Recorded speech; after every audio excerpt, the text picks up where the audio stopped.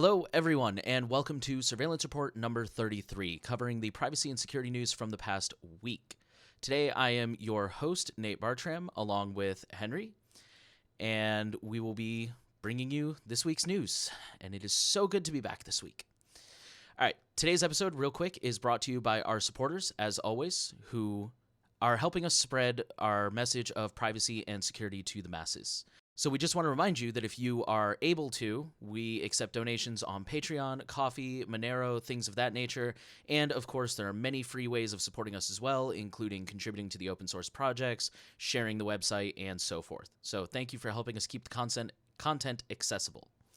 Let's go ahead and start right off with data breaches. And our first data breach this week is Flagstar Bank, who had customer data breached through the Excellion hack. And once again, this is something I covered a couple weeks ago, and so far I'm right in that we're just seeing more and more of them roll out. But for those who don't know, Excellion is a third-party file transfer service that apparently a lot of companies have used to securely, quote-unquote, share files. And they got hacked. And since a lot of companies were using that third-party service, it's just kind of snowballed and keeps going.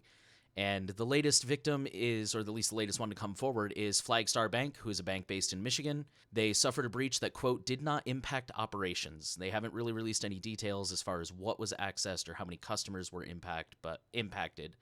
But yeah. And then we're going to migrate over to one with lots of big companies involved, like Tesla, jails, and hospitals. Well, jails and hospitals aren't well, you could say jails are companies, but I don't know about hospitals.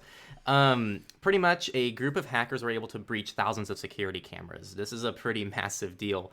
They gained access to live feeds of about 150,000 different security cameras from the startup called Verkada, which is probably a company you never heard of because it's something that's probably internally used by these companies.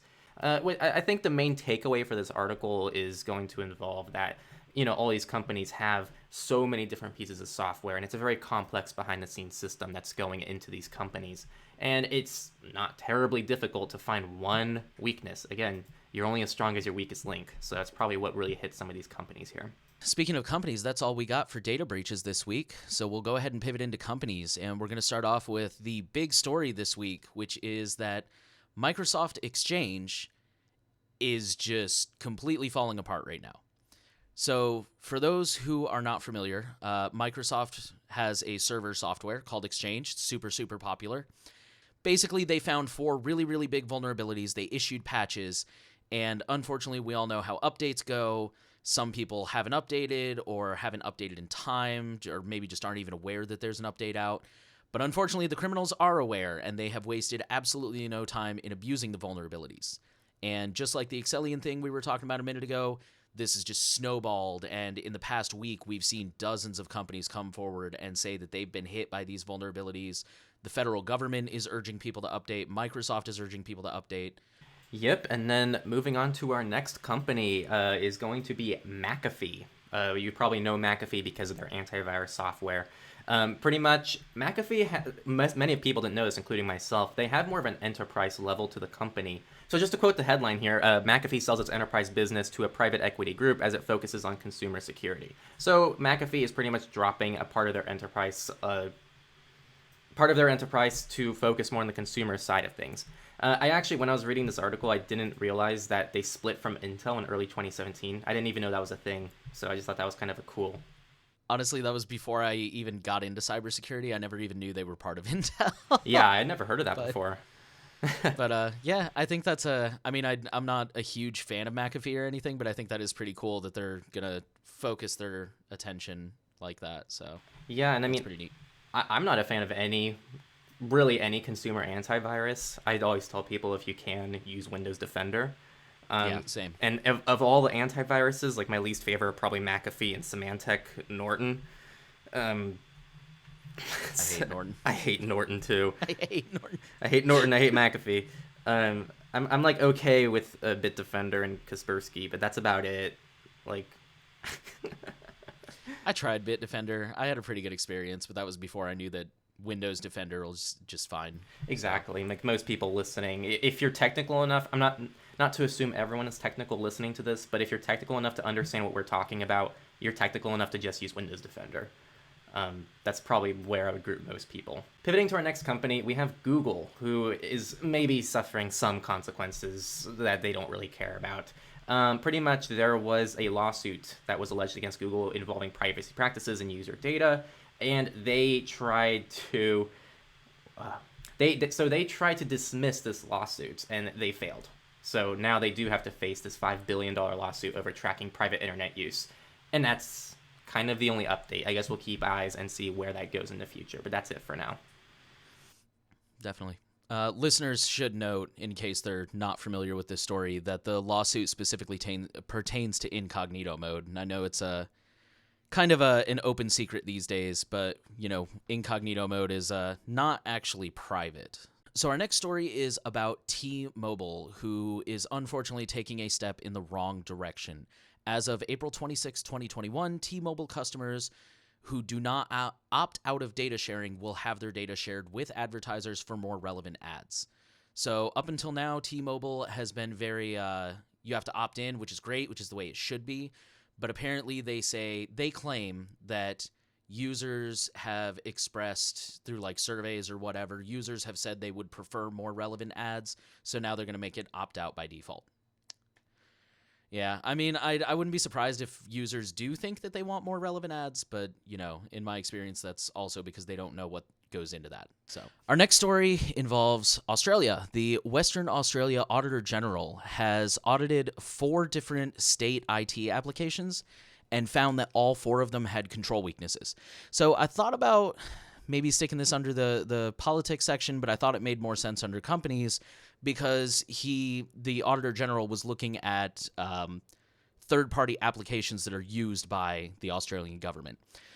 At any rate, he found that all 4 of them that he picked, he or she, I don't actually know who it is, all 4 of them had control weaknesses, which is basically their policies and their procedures. So, for example, if you're supposed to have access to this system but not that system, and you have access to both because they haven't bothered to restrict your access. So they found 75 weaknesses. 9 of them were severe, 57 were moderate, and 9 were minor. So I guess the lesson here is don't trust other people with your data, unfortunately, because they don't seem to take it very seriously. And last but not least, under businesses, we have Amazon. About a year ago, Amazon began to roll out what they call Amazon One. Some of you may have heard of this. It's basically palm print-based payment, and they've already got it available in some stores in Seattle. Well, they're going to be expanding it, unfortunately. And to quote the article, palm scanning technology has been around for a few years, and it's pretty secure as biometric security methods go, though there are concerns about how Amazon might use the data gathered as part of the system. So if you, for whatever reason, use an Amazon store in the area, just make sure to steer clear of this, because it's technically probably secure, but it's not very private, and knowing Amazon, they're not going to hesitate to use that data. So this next one, I want to start this next story. So the headline, if you go read it on like the Hacker News or wherever you find this news article, it says new browser attack allows tracking users online with JavaScript disabled. And they do include some screenshots, and they kind of give a broad overview of the attack. I recommend every article that we find, a lot of these come from RSS feeds and whatnot, and a lot of them link the actual article. In this case, it links the actual study. So a lot of people who are watching, I actually recommend clicking the study. And if you're watching the video, I have the study pulled up here and I just read through it. Just reading the abstract of the study is just a huge step forward in gaining some knowledge behind how some of these things work. And you're probably it's just a fun thing to get into, especially if you're someone who's more technical and you want to learn more about this stuff. I would really read through these studies because they're very thorough and you'll learn a lot from them. So just going through this abstract, pretty much this attack is a side channel attack. A side channel attack is pretty much when someone doesn't directly exploit something, but they're able to get the same information through ulterior directions, like a side channel. A good example of this is someone doesn't hack your phone, but they're able to use the lamp in your room as a microphone to still get your audio when you're talking to people in your room. So it's a side channel attack. You're not actually exploiting any real device here. And these are very common because really you can use anything as a side channel attack. In this case, this is more of an actual like real world applicable side channel attack where people who are in the privacy world who care about privacy, they disable JavaScript inside of their browser. JavaScript is seen as something that's very easy to abuse, and we generally recommend if a site is especially not trusted by yourself, you should disable JavaScript. This side channel attack uses HTML and CSS, which is HTML would be the structure of the website, CSS is the design of the website, which aren't traditionally malicious. It does use these as a way to poison the cache of your browser to still be able to do some basic fingerprinting on the websites that you come across. And this works on Intel, AMD, the Samsung Exynos processor, as well as Apple's new M1 architectures. So yeah, it's a pretty, again, this is likely a very isolated research article. This isn't something that you're likely going to see in the real world, but they're always fun. It's research for a reason. All right, and that ties pretty nicely into our next section, which is research. And we're going to start by talking about DARPA. For those who don't know, DARPA is the Defense Advanced Research Projects Agency. They are basically the unregulated mad scientists of the U.S. Department of Defense. I don't really know what their purpose is other than to get insane amounts of money and go, hey, what happens if we do or build this? And sometimes they actually come up with really cool stuff, like the internet. The internet was originally a DARPA thing, I believe. I believe it was originally called DARPANet or something like that. Anyways, DARPA is teaming up with Intel to build what is being called the Holy Grail of encryption. It is fully homomorphic encryption, and I'm just going to go ahead and quote the article because I think they sum it up really well. Fully homomorphic encryption has been described as the Holy Grail of encryption because it allows encrypted data to be used without ever having to decrypt it. FHE isn't fantasy. It already exists and is usable, but it is incredibly impractical. FHE adoption in the industry has been slow because processing data using FHE methods on cryptograms is data intensive and incurs a huge performance tax even for simple operations. So basically, it's a way to even more safely access encrypted data and make changes and do work without the risk of, or at least lessening the risk of when it's in a decrypted state and it's more susceptible to attack. So, of course, that would be an incredibly amazing advancement, which, again, exists right now. It's just not really practical, and DARPA and Intel are hoping to make that more practical. And Microsoft is also involved. They are going to be contributing cloud infrastructure and some technical expertise, probably some specialists and stuff like that. So I know this is kind of speculative, but I really like this story because I think this is one of those things that we're all going to benefit from, assuming they can actually produce anything out of it, and I think that's really, really cool. Our next research article talks about mental health and kind of health in general. So pretty much an investigation done by the Consumer Reports this week studied 7 apps specifically positioned as mental health apps and found that they were collecting wide amounts of data and tracking individual users. Nothing that we should probably be surprised about, but you should know this is pretty bad. One thing to keep in mind here is that these should go under HIPAA, which is the Federal Health Data Law, which is actually something... It's one of the few areas I feel like we actually have a good amount of regulation in the privacy world. HIPAA's not perfect. It's definitely not perfect, but at least we have something established on a federal level in regards to privacy, and that's HIPAA. And it doesn't really apply to the information collected by these apps. So they have a giant exclusion here, which is kind of unfortunate because this actually involves people's health. It involves their personal data. It involves very sensitive information at times. And this is something that's only becoming a larger problem over time. So... All right, our next story, OpenAI's state-of-the-art machine vision AI is fooled by handwritten notes. So this is actually really funny. The example they use for audio listeners, in case you can't see, the example they use on the website is they've got a picture of an apple, and then in the next frame, they've got a picture of an apple with a piece of paper on it that says iPod. And that was enough to fool the AI into thinking that this apple was an iPod. And they actually show the percentage hits and everything right next to it. So, yeah, the researchers are calling this a typographic attack, and it's pretty amazing that all you have to do is write the word, and basically the handwriting analysis part of the AI will override the visual recognition part and, again, go, oh, that's an iPod, not an Apple. So this is just a reminder that AI, facial recognition, machine learning, they're not really ready, in my opinion, to be implemented in any real way. And I know I said that on the first episode, and I kind of caught some flack for it. There may be times in the future, maybe, where we can somewhat hand over some stuff to AI. I certainly don't think that it should be completely handed over without any oversight. That's for sure. But maybe someday some AIs will be ready to help out in some parts of life. But right now, I mean, if you can make an AI think that an apple is an iPod, then that to me is just proof that they are not ready for anything meaningful other than research, novelness, stuff like that. And our final research article is a very easy one. Pretty much some researchers found that 26% of companies they tested were still vulnerable to WannaCry and Heartbleed, which are very serious issues that date back to 2013.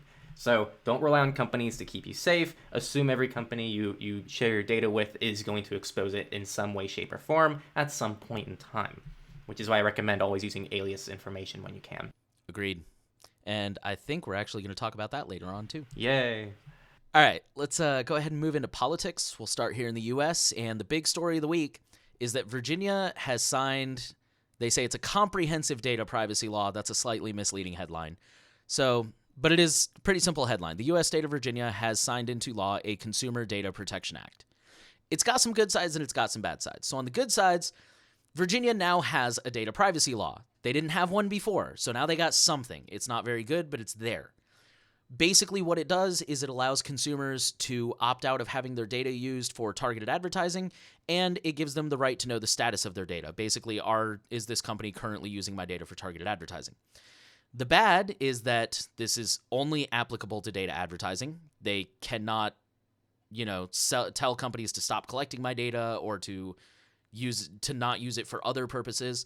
And most importantly, at least in some opinions, individuals cannot sue the companies directly. They have to go through the state attorney general's office, and anyone who's ever dealt with bureaucracy knows that is a very slow and painful process. So this is, like I said, the good news is there's a data privacy law. There wasn't one before, but it definitely needs some tightening up, and hopefully that will be the next step. And our next U.S. article is about Pittsburgh, who has signed a 4-year deal with Google Cloud. And this is a very straightforward, pretty much the headline says it. They signed a deal, and within the next 4 years, Google is planning to migrate its legacy IT infrastructure of the city to the cloud.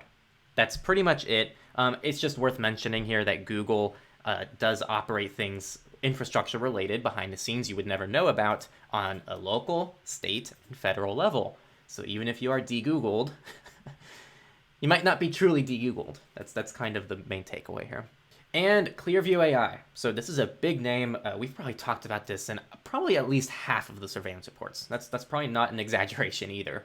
Clearview AI is a company that gathers pretty much every image you've ever put on the internet, right? You've posted on social media, anything like that. That's taken by Clearview AI. It's put inside a database, and that database is searchable by law enforcement. So a lot of times the main concern here is they combine things like security cameras on the road with this data set, so they can pretty much see who's doing what and all of this kind of information. It's pretty spooky stuff. People give China a lot of crap because they have things like this, and we have it too in some regards. So it's creepy stuff.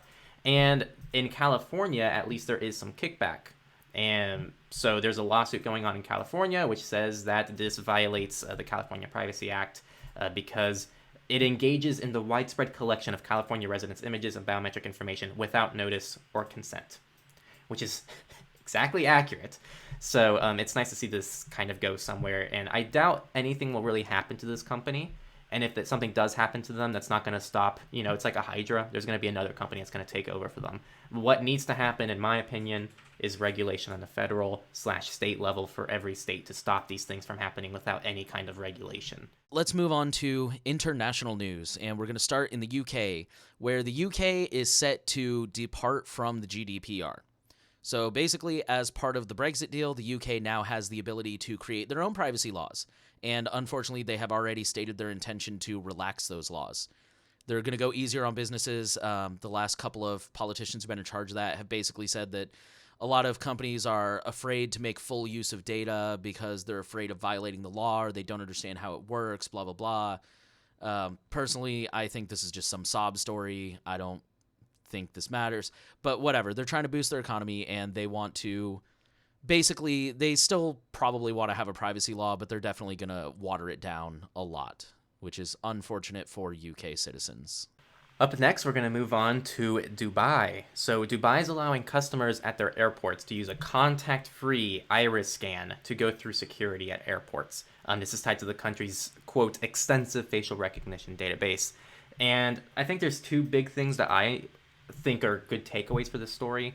One, do note that they're using the contact-free as a selling point to this technology. So just kind of I'm not going to comment too much on what I think about it, but just note that here's another situation where COVID-19 is being used to push some of these technologies, at least a better justification for it. And the second thing, I did want to note, and I actually have a question for Nate about this, but we have similar things here in the US as well, though it's normally handled by individual companies. So I know we have something called Clear. That's at like San Francisco's airport and things like that, and you can pretty much bypass the entire line. If you sign up for them, they'll get you set up in 5-10 minutes, and then all you have to do is just scan. It's either your thumb or your eyes, and that's it. You're done. So I did want to ask you, Nate, do you think it's better to have a situation here like Dubai where everything's integrated on a government level, or do you think it's better to just let some random company take this information and handle it in a centralized way? Is there a neither option? Yeah, none of the above. There is not a neither option. Oh man, that's a tough one. I really don't know, man. I don't trust either. I really don't know. That's a good question. I'm gonna be thinking about that.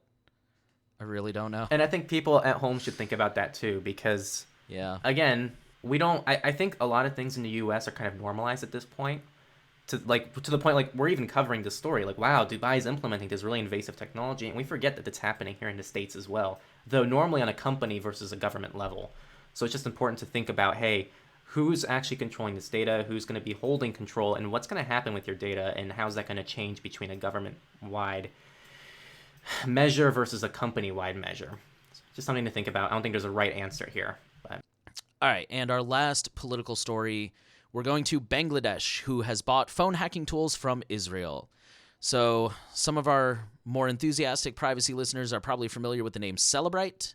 They are a forensic technology company that basically helps governments hack phones. So, whenever there's like here in the US, it's happened a couple times. There's been a mass shooter and they use an iPhone and the government tells Apple, unlock this phone, and Apple says no. And so the government will go to Cellebrite and Cellebrite will sell them the tools to help unlock it. Well, Bangladesh has bought a lot of tools from Cellebrite, and it turns out this is actually one of Israel's best exports, is selling forensic technology to other countries.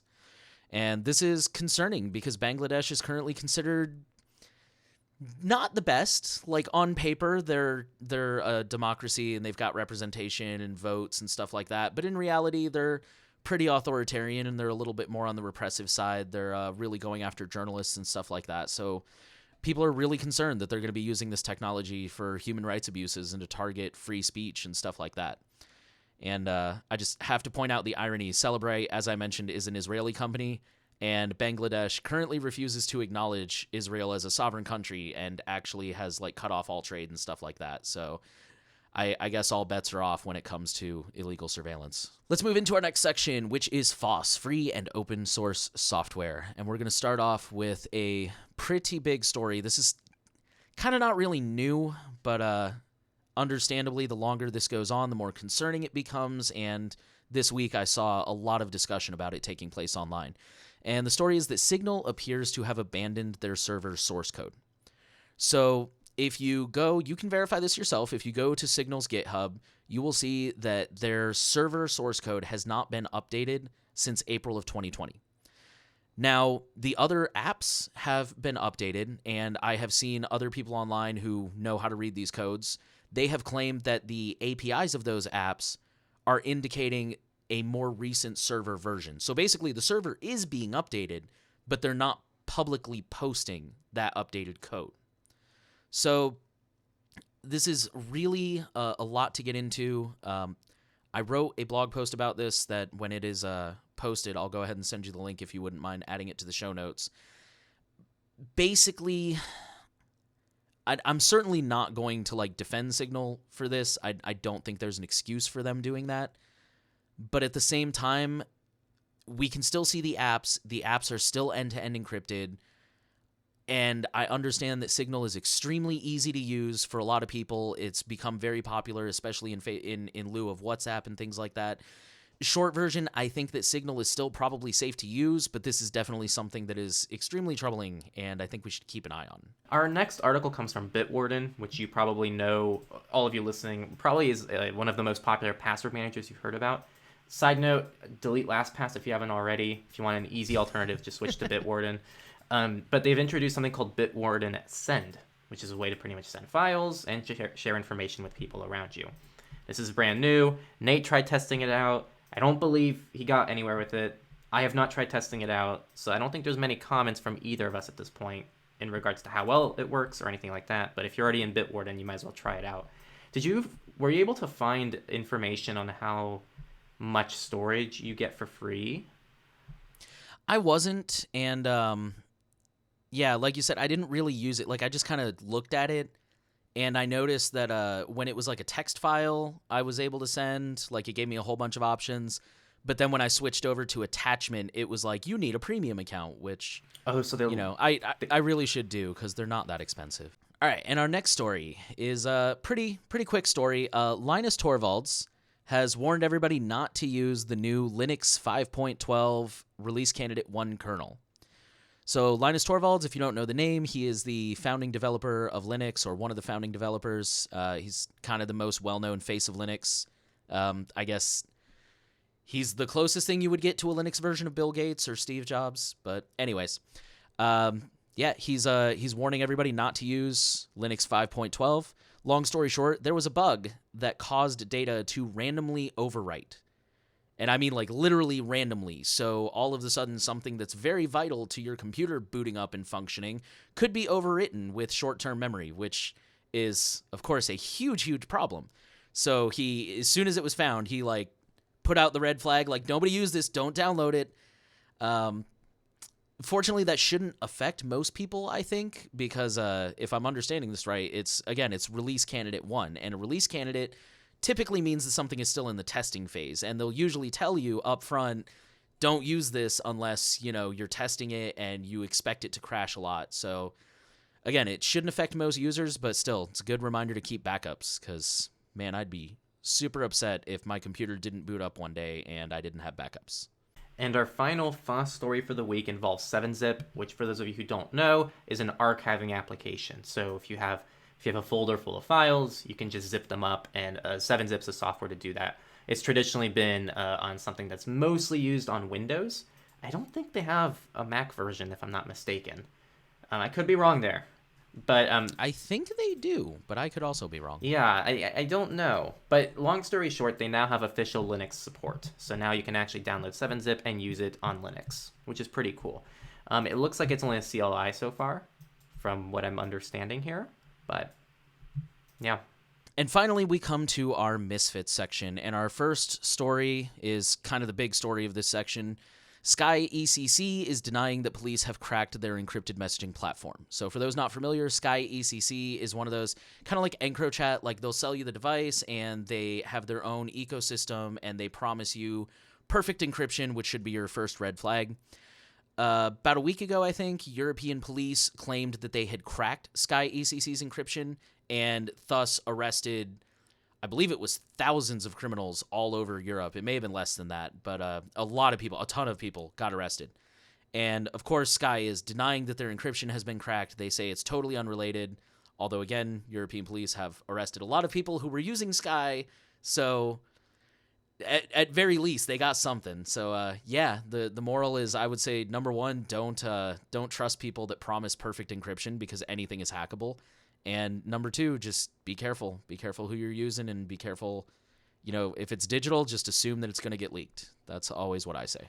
Yeah, and people, there are no one-stop shops for privacy and security. I cannot stress this enough.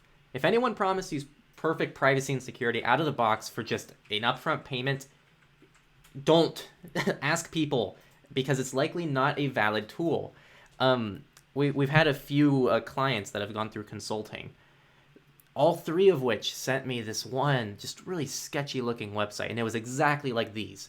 Like, you buy this phone, it comes with pre-installed apps, and you're now anonymous, like you're now private just because you have this phone. Oh Lord. And it's like, no, like, guys, and you know what the funniest part? It's just an iPhone. Like, iPhones are so restricted and locked down. Like, there's so little you can actually change about an iPhone. Yeah, So that's one of the few things I hate about the iPhone. yeah, and like they're trying to make it sound like, they say like this phone has full encryption. It's like, yeah, well, every iPhone has full encryption. Like, this isn't Right. this isn't anything unique. All they were doing is pretty much pre-installing their own suite of applications and selling this for an insane markup. I'm talking thousands of dollars for this phone and a subscription We're in service. the wrong line of work. Yeah, it's it's ridiculous. So guys, if you see any tools like that, they're almost all entirely just giant red flags. Okay. Yeah.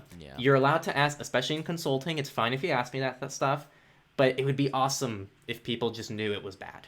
So if you're watching this and you're thinking about joining consulting, please know that those are probably bad. You can still ask, but I'm gonna be like, no, don't, no, that's bad. That's like a squirt of water in your face, bad. And just to migrate over a little bit, we're still kind of talking about phones here. Some malicious apps on the Google Play Store were banking Trojans. This is pretty common. I think one was even a few were actually VPNs. Moral of the story, just avoid free sketchy applications. I know it's easier said than done, but I think the more that you actually start downloading apps and get familiar with this stuff, the easier it becomes to just tell, like, hey, they're offering a free VPN with no business model. Maybe I shouldn't touch this. And some of these are a little bit less easy to find, like QR barcode scanner, Beat Player. Like, some of these might just seem like normal apps that you would download. There's not really a great way to prevent this. Just try to stick with open source when you can.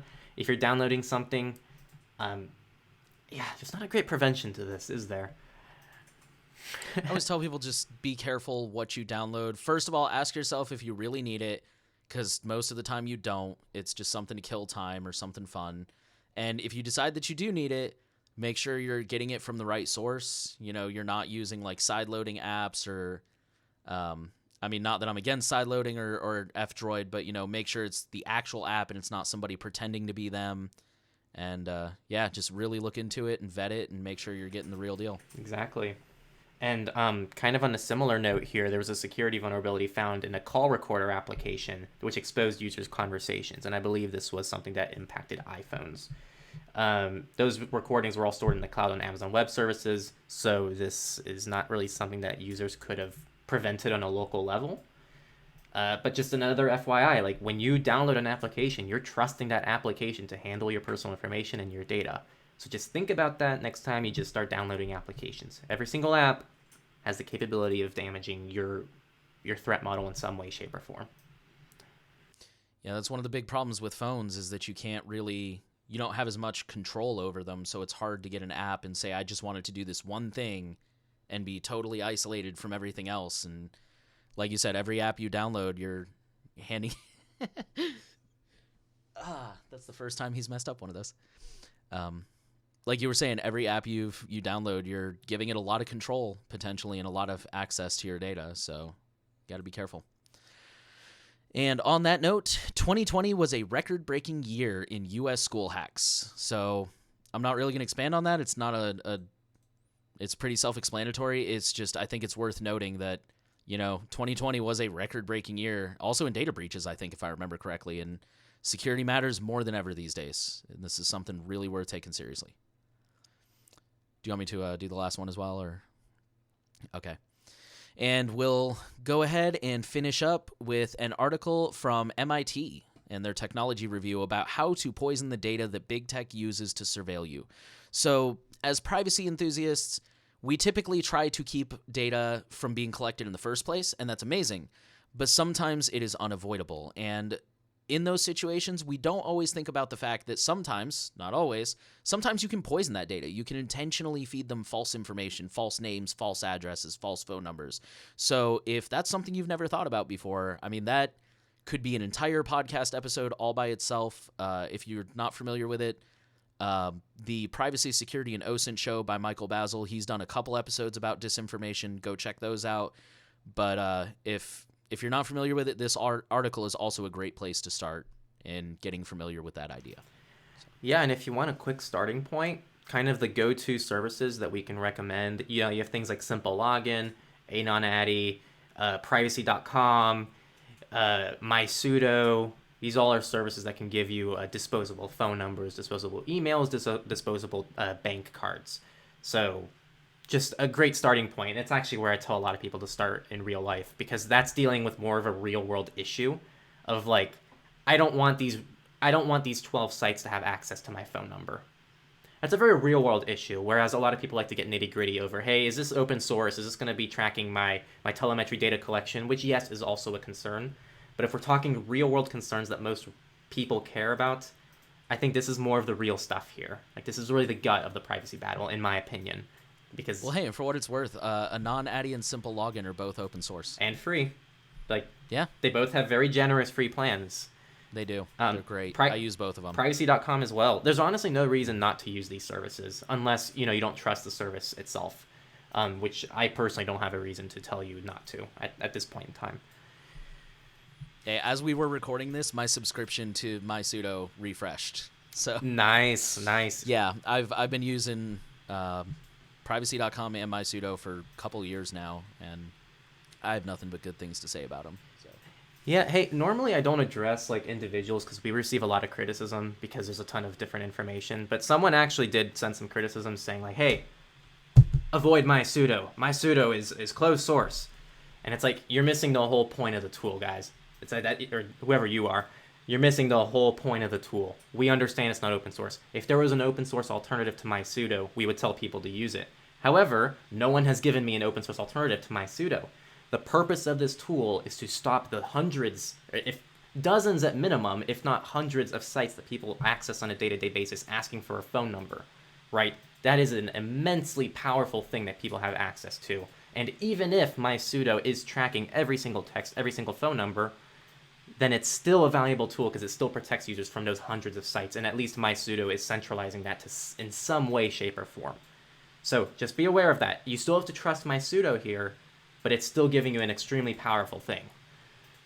Yeah, I've also had similar discussions where, like you said, it's what the tool is for. MySudo is not meant to be, at least in my opinion, it's not meant to be an encrypted messenger. It's not meant to be PGP email. It's supposed to be like, here's a phone number so that I don't have to use my SIM card number for online dating, online shopping, work. Like, I have a whole phone number that I use just for like work and job hunting and stuff like that. And yeah, it's supposed to give you that compartmentalization and that breaking things up and being more in control of who has what about you. So yeah, I agree. It's certainly not the ideal solution, but exactly, it's the right tool for the right job we've got right now. It's the best we've got. And hey, MySudo does not have an affiliate plan. They don't have sponsorships. We have no reason to defend MySudo here. If it was my perfect world, there would be an open source alternative. But there's just nothing. Like that's the sad reality. Hey, if somebody out there is a developer, feel free to make one. I'll happily promote it. Yeah. For money. Like you said. No, for free. Like you said, if there was a better solution, I would certainly be telling people about it. So. Definitely. That's all we got this week. Thanks again for watching. I don't know what else to say. I want to thank Nate for coming on this week. I want to thank myself for making it this week. We could both co-host. I want to thank you for listening, especially this week. We've been getting more and more viewers. I think we hit an all-time high amount of viewers/listeners last week. Actually, I should specify listeners. We had the most amount of listeners our podcast last week ever. So that's really awesome. So that's because you guys are sharing this and really getting it to the people you know. And again, we're able to offer this for free to you because we have things like our Patreon and we have different ways for you to give back to us. So check out our support page down below. And then Nate, you have your own stuff as well that you want. Tell people to get your stuff. Yes, if you're also same vein, if you're looking to learn more about privacy, I run thenewoil.xyz. I got a daily news feed, weekly blogs, weekly podcast, of course. Weekly cat messing up the podcast today. He misses me because I've been out of town. Yeah, and you can find me there if you have any more questions, concerns, looking for more commentary on MySudo or whatever. So. And that's it. See you guys next week, and peace out.